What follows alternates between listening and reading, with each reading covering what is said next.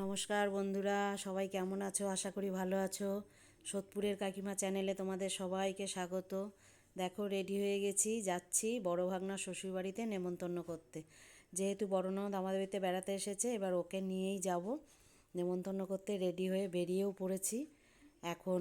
যেহেতু ওদের বাড়ি কোন্নগর, কোন্নগর না, ওটা হচ্ছে রিষড়া, মানে আমরা গঙ্গা পার হয়ে তারপরে যাব রিষড়ায়। তা দেখো, আমরা যাচ্ছি টোটো করে গঙ্গার ঘাটে। গঙ্গার ঘাটে এসে গেছি, এসে এবার আমরা চড়বো লঞ্চে। টিকিট হয়ে গেছে। আগে আমার ওই যে বড় ননদ যাচ্ছে আর পেছনে আমি। তা এবার আমরা লঞ্চে উঠবো। ওঠার পর গঙ্গা করে অনেক দিন বাদে লঞ্চে উঠছি। এর আগের বার যখন ওদের বাড়িতে গেছিলাম তখন লঞ্চে করে গেছি। ওদের বাড়িতে যেতে গেলে লঞ্চে করেই যেতে হয়। তা এবার আমরা লঞ্চে বসেছি। দেখো, খুব ভালো লাগছিল চারিদিকের এই যে আমাদের মৎস্যতলা ঘাট আর ইস্কন মন্দির সব কিছু দিয়ে গঙ্গার ওপর দিয়ে গিয়ে এবার ওদের ওখানে কোন্নগরে নেমে পড়েছি। নেমে আবার টোটো করে যাচ্ছি। ওদের ওখান থেকে দুটো টোটো হয়ে গেছে, আমরা এসে গেছি ওদের বাড়ির সামনে মিষ্টির দোকানে। মিষ্টির দোকান থেকে দেখো মিষ্টি নিয়ে নিচ্ছি, যেহেতু ভাগনার শ্বশুরবাড়িতে যাচ্ছি নেমন্তন্ন করতে। তা আমরা নিয়েছি সরভাজা। ওদের ওখানে মিষ্টির দোকানটায় মিষ্টিগুলো খুব ভালো, এর আগেও আমরা ওখান থেকে নিয়েছি। তা সরভাজা নিয়ে নিয়েছি। নেওয়ার পর আমি টাকাটা দিয়ে তারপর যাব। তা দেখো, আমার বড় ননদ আবার মিষ্টিটা নিয়েছি দেখাচ্ছে, বলছে দেখাও তুমি তোমার বন্ধুদের। এই যে দেখালো। এবার চলে এসেছি একদম ওদের বাড়ির সামনে। বাড়ির সামনে মোড়টা ঘুরবো, ঘুরেই দেখি কি ওর বাবা না চুপ করে দাঁড়িয়ে আছে, মানে আমাদের বেয়াই মশাই। আমি আবার ইয়ার্কি করে বললাম আমাদের ওয়েলকাম করার জন্য দাঁড়িয়ে আছেন। ভীষণ ভালো মনের মানুষ, মানে উনি এত বড় একটা চাকরি করতো, মানে ইনকাম ট্যাক্সে ভাবাই যায় না। এত ভালো মনের মানুষ। ওদের বাড়ির প্রত্যেকটা মানে মানুষই ভালো, প্রত্যেকটা মানুষ। যাই হোক, এবার আমরা ঢুকছি। তা দিদি চাদরটা আবার বাইরে একটু আটকে গেছিলো, দেখলো। দেখে দেখো ওদের দোতলা বাড়ি। এখন নিচতলাটা পুরো খালি, ওরা দোতলায় থাকে। আমরা এই দোতলায় উঠে গেলাম। উঠে এইবার দিদি ডাকছে সবাইকে।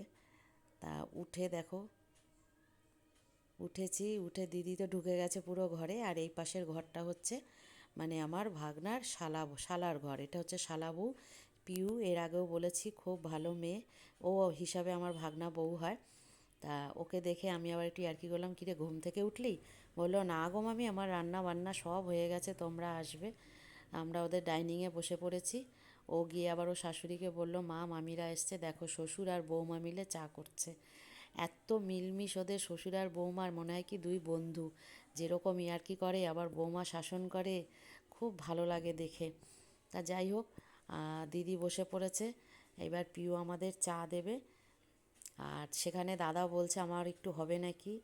তা যাই হোক, আমরা এখন একটু চা খাবো। আমাদের তো এটা একদম মানে ধারাবাহিক, যেখানেই যাই না কেন যতই বেলা হোক আমরা আগে একটু চা খেয়ে নিই, তারপর আমাদের সব কিছু খাওয়া দাওয়া সব। পিউ বলছে আমাদের রান্না বান্না সব হয়ে গেছে। তাহলে যাক, ভালোই হয়েছে, তাহলে একটু গল্প করা যাবে। আমাদের দেখো এবার ওরা মাছ, অ্যাকোরিয়ামের মাছ বাথটবে ছেড়ে রেখেছে, কত বড় বড় মাছগুলো। আমি তো জানতাম না, দিদি বলল। পিউ এবার চা নিয়ে এসেছে, আমারটা মিষ্টি কম, ওদেরটা মিষ্টি বেশি। চা খাবো এবার। খেয়ে আমি বলছি চল একটু ছাদে যাব, তার কারণ আমার ভাগনার শাশুড়ির বাগান যদি দেখো, দেখো শুধু, মানে এত ভালো লাগে, কোন গাছ নেই ওনার। এই দোতলার ছাদে হচ্ছে সমস্ত ফুলের গাছ যত রকমের, আর তিনতলার ছাদে করেছে ফলের গাছ।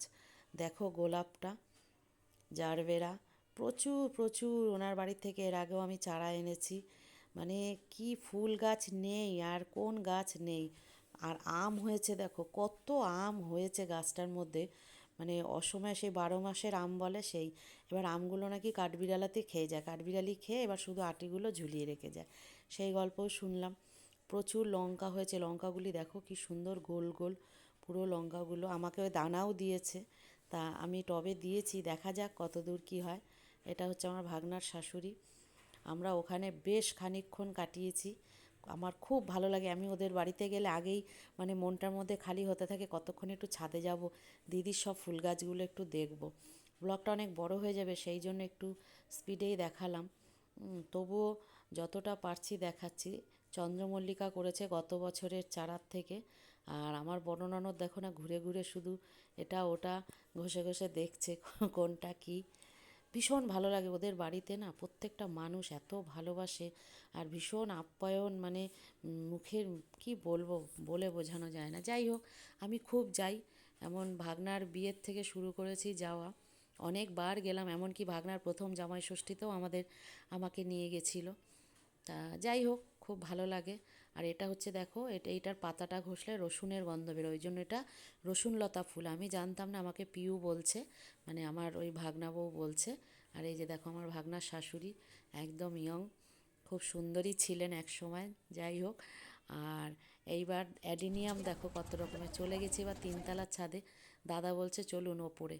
তা এবার ওখানে দেখো কমলা লেবু করেছে, সবেদা করেছে, তারপরে তেঁতুল গাছ, তেজপাতা গাছ, প্রচুর প্রচুর বাতাবি লেবু, আম, কত রকমের আম আছে। তা আমরা চলে এসেছি, দুপুরের খাওয়া দাওয়া হয়ে গেছে, বিশ্রাম হয়ে গেছে, এবার চা খাচ্ছি, বাড়ির দিক যাব। এর মধ্যে আবার আমার ভাগনার শালা গেছিলো মেদিনীপুরে, ওখান থেকে কত পালং শাক কিনে এনেছে, এনে এবার সেগুলো আবার ভাগ হচ্ছে, আমাদের দুজনকে দেবে বললাম না। এবার 31শে আমার জানুয়ারি দাদাকে ছেলের বিয়ে, নেমন্তন্ন করছি। 2রা ফেব্রুয়ারি দেখো, বউ ভাত। আচ্ছা, বরযাত্রী যেটার পিউ জন্যে মেন আর যাওয়া, হচ্ছে আমি একদম রাজমাধব, ঠিক বুঝিয়ে আছে? বুঝিয়ে অবশ্যই বলছি। পাঠিয়ে দেবে। আমার দাদা আর একদম 2রা বাধ্য ফেব্রুয়ারি ছেলের মতো সবার শুনছে। নিমন্ত্রণ, ঠিক শুরু আছে? হয়ে গেছে যাবেন আমার কিন্তু দাদা? নেমন্তন্ন। হ্যাঁ। আর বরযাত্রী সবাইকে বলতে পারলাম না। আরে ও ঠিক আছে, সবাই না, ওরা সবাইকে হয় না। আমার বললে ভাগনা বউ আর ভাগনা উপস্থিত থাকলে ব্যাস ওটাই আমার আনন্দ। আর বউ ভাতে কিন্তু সবাই যাবে, ঠিক নেমন্তন্ন আছে? ঠিক করে আছে। এবার ব্যাপারটা আমরা আমি এসে গেছি। ওদের বেরিয়ে আবার এক পড়েছি বাড়ির উদ্দেশ্যে। দাদা আমাদের ব্যাগ বয়ে একদম টোটোতে বসিয়ে, টোটো না তো অটো, হ্যাঁ, অটোতে বসিয়ে দিয়ে গেছে। আমরা চলে এসেছি ঘাটে। এবার ঘাট থেকে আবার লঞ্চে উঠবো, লঞ্চে উঠে তারপর বাড়ি পৌঁছাবো। তোমরা সবাই ব্লগটা দেখো, অবশ্যই সাবস্ক্রাইব করো, লাইক করো, কমেন্ট করো। আর আবার দেখা হবে তোমাদের সাথে পরের ব্লগে। সবাই ভালো থেকো, সুস্থ থেকো, গুড নাইট।